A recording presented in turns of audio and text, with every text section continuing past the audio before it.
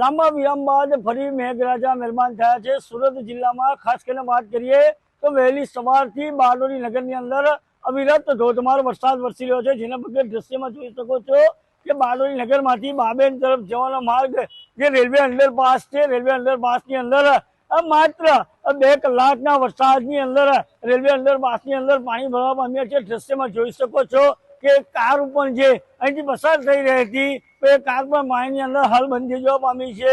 ખાસ કરીને દ્રશ્યો જો કે 2 કલાકના ભારે વરસાદને લઈને હાલ રેલવે અંડરપાસની અંદર પાણી ભરાતા આ કાર પણ વસવા પામી છે। તો ક્યાંક બારડોલી નગરની અંદર મુખ્ય માર્ગો ઉપર વહેલી સવારથી પડી રહેલા ધોધમાર વરસાદને પગલે હાલ જે પાણીમાં ભરવા પામ્યા છે।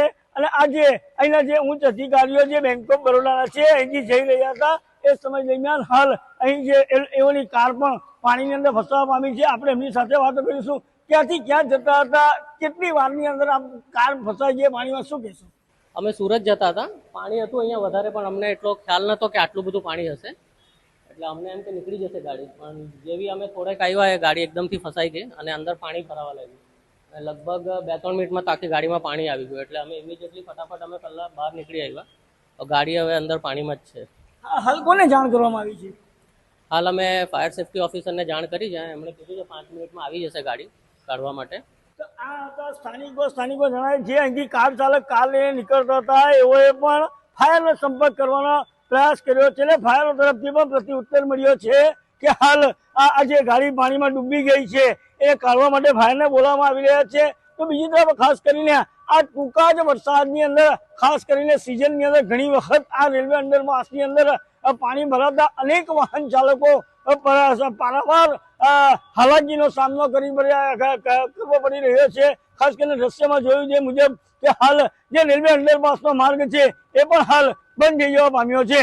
સુરત જિલ્લામાં વહેલી સવારથી અવિરત ધોધમાર વરસાદને પગલે રેલવે અંડરપાસમાં પાણી ભરાય તો ક્યાંક બારડોલી નગરમાં પણ પાણી ભરવાની સમસ્યા ઉદ્ભવતા હાલ જે ટ્રાફિક જામ થવા પામ્યો છે। દ્રશ્યની અંદર જોઈ શકો છો કે આ વહેલી સવારથી જે અવિરત ધોધમાર વરસાદને પગલે જે આ રેલવે અંડરપાસની અંદર પાણી ભરાતા રેલવે ફાટક ઉપર હાલ ટ્રાફિક જામની સમસ્યાઓ જોવા મળી રહી છે। વહેલી સવારથી જ લોકો જે કામ ધંધે તેમજ સ્કૂલ વાહન અને સ્કૂલના બાળકો પણ હાલ આજે આ ટ્રાફિકની સમસ્યાનો ભોગ બનવા પામ્યા છે। તો ક્યાંક વિદ્યાર્થીઓ પણ સ્કૂલની અંદર મોડા જાય પહોંચી શકે એવી શક્યતાઓ હાલ દેખાય છે। આ ભારે વરસાદને લઈને હાલ જે આ અંડરપાસમાં પાણી ભરાતા માત્ર એક જ માર્ગ ખુલ્લો હોય રેલવે ફાટક, આ રેલવે ફાટક ઉપર ટ્રાફિક જામ થતા વાહન ચાલકોનો ખડેપો જમી જવા પામ્યો છે। અને ખાસ કરીને સ્કૂલ બસ તેમજ એમ્બ્યુલન્સો પણ હાલ આ ટ્રાફિકની અંદર હાલ ફસાતી જોવા મળી રહી છે।